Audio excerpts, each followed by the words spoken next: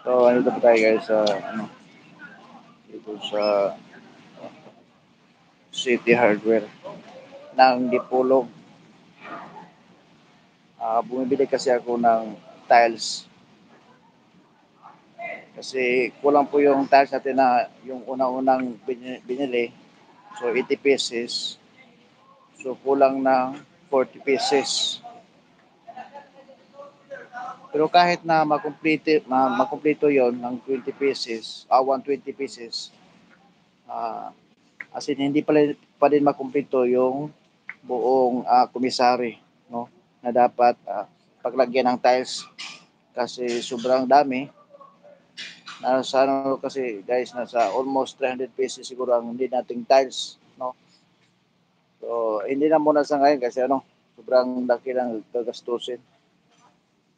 Pag tapusin nyo lahat, bibilhin.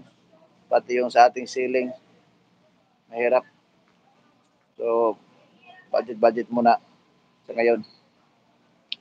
Kasi hindi lang sa about sa renovation ang dapat i-consider natin sa mga gastusin.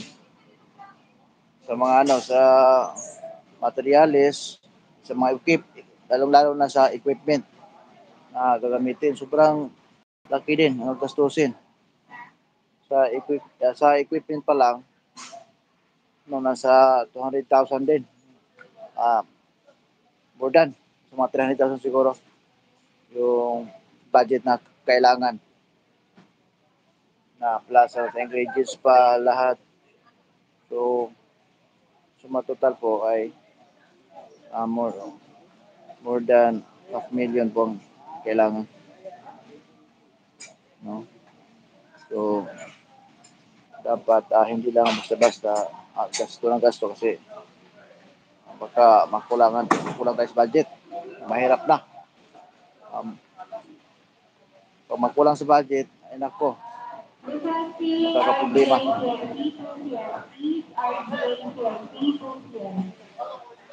Ah? Ah, sige. Ano ang si Boto? Joel lang? Joel?